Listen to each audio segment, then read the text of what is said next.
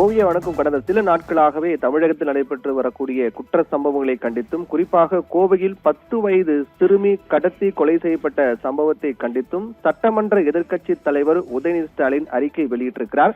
அந்த அறிக்கையில் கோவையில் 10 வயது சிறுமி கடத்தி கொலை செய்யப்பட்டுள்ள சம்பவம் பெரும் அதிர்ச்சியையும் வேதனையும் ஏற்படுத்தி இருக்கின்றது. இந்த கொலை சம்பவத்துக்கு உண்மையான நீதி கிடைக்க வேண்டும் என்ற குரல் எல்லா பக்கமும் ஒலிக்கிறது. இந்தியா முழுவதும் அதிர்வலைகளை ஏற்படுத்தியிருக்கிற இந்த கொடூர சம்பவத்தை கண்டித்து கோவை மக்கள் விடிய விடிய போராட்டம் நடத்துகிறார்கள் என்று உதயநிதி ஸ்டாலின் குறிப்பிட்டிருக்கிறார். அதைத் தொடர்ந்து இந்த மிருகத்தனமான செயலை செய்த உண்மை குற்றவாளிகளுக்கு கடுமையான தண்டனையை விரைந்து பெற்றுத்தர வேண்டும் என்றும், இந்த இக்கட்டான நேரத்தில் சிறுமியின் பெற்றோருக்கு ஆறுதல் தெரிவிப்பதோடு மட்டுமல்லாமல் கழகம் அவர்களுக்கு துணையாக நிற்கும் என்பதை தெரிவித்துக் கொள்கின்றேன் என்று உதயநிதி அந்த பதிவில் குறிப்பிட்டிருக்கிறார்.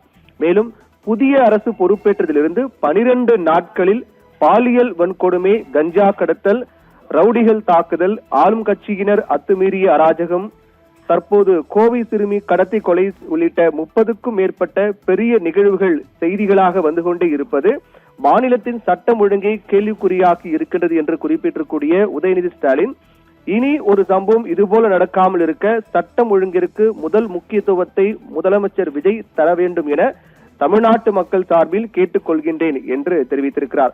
இதேபோன்று இந்த கோவை சம்பவத்தை கண்டித்து, கோவை 10 வயது சிறுமி கடத்தி கொலை செய்யப்பட்ட சம்பவத்தை கண்டித்து டிடிவி தினகரன், அன்புமணி, அண்ணாமலை உள்ளிட்ட பல அரசியல் கட்சியினுடைய தலைவர்கள் கண்டனம் தெரிவித்து வருகிறார்கள். அதன் தொடர்ச்சியாக சட்டமன்ற எதிர்க்கட்சி தலைவர் உதயநிதி ஸ்டாலினுடைய கண்டன அறிக்கையும் வெளியாக இருக்கிறது. இது தமிழகம் முழுக்க மிகப்பெரிய அதிர்வலை ஏற்படுத்திய சம்பவமாக இந்த கோவையில் 10 வயது சிறுமி கடத்தி கொலை செய்யப்பட்ட சம்பவம் மாறியிருக்கிறது. அதில் மிக முக்கியமாக பார்க்கப்பட வேண்டியது என்னவென்றால், அவர் குறிப்பிட்டக்கூடிய அந்த விடயம், அதாவது புதிய அரசு பொறுப்பேற்றதிலிருந்து 12 நாட்களில் மட்டுமே பாலியல் வன்கொடுமை, கஞ்சா கடத்தல், ரவுடிகள் தாக்குதல், ஆளும் கட்சியினர் அத்துமீறிய அராஜகம், தற்போது கோவை சிறுமி கடத்தி கொலை உள்ளிட்ட 30க்கும் மேற்பட்ட பெரிய நிகழ்வுகள் வெறும் 12 நாட்களில் மட்டுமே நடந்து கொண்டிருப்பது, செய்திகளாக வந்து கொண்டே இருப்பது என்பது மிகப்பெரிய அளவிலான சட்டம் ஒழுங்கை கேள்விக்குறியாக இருக்கிறது என்று குறிப்பிட்டிருக்கிறார். அதிலும் குறிப்பாக பல்வேறு நிகழ்வுகள் குறிப்பிட்டு சொல்ல வேண்டும் என்றால், கடந்த 18ஆம் தேதியன்று திருச்சியில் தாக்குதல் நடத்தப்பட்ட சம்பவம், அதே போன்று அதே 18ஆம் தேதி அன்று மாற்றுத்திறனாளி பெண் பாலியல் வன்கொடுமை செய்யப்பட்டார் புதுக்கோட்டையில். அதே போன்று காஞ்சிபுரம் படப்பையில் இரட்டை கொலை நடைபெற்றது.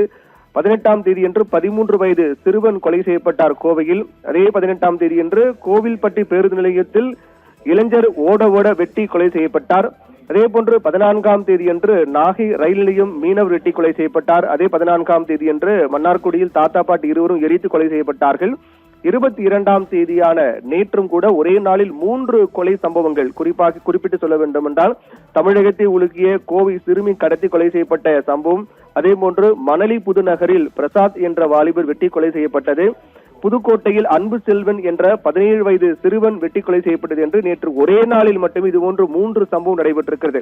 இவை அனைத்தையும் குறிப்பிட்டுதான் இந்த 12 நாட்களில் 30க்கும் மேற்பட்ட சம்பவங்கள் நடைபெற்றிருப்பது மிகப்பெரிய ஒரு சட்டம் ஒழுங்கு கேள்விக்குறியாக இருப்பதாகும். உடனடியாக காவல்துறை மற்றும் தமிழக அரசு நடவடிக்கை எடுக்க வேண்டும் என்றும், அதிலும் குறிப்பாக இந்த கோவையில் நடைபெற்ற 10 வயது சிறுமி கடத்தி கொலை செய்யப்பட்ட சம்பவம் தற்போது வரையிலும் மிகப்பெரிய போராட்டமாக மாறியிருக்கிறது. காவல்துறை அலட்சியமாக செயல்பட்டிருக்கிறார் என்று பாதிக்கப்பட்டவர்கள் தரப்பில் குற்றம் சாட்டப்படுகிறது.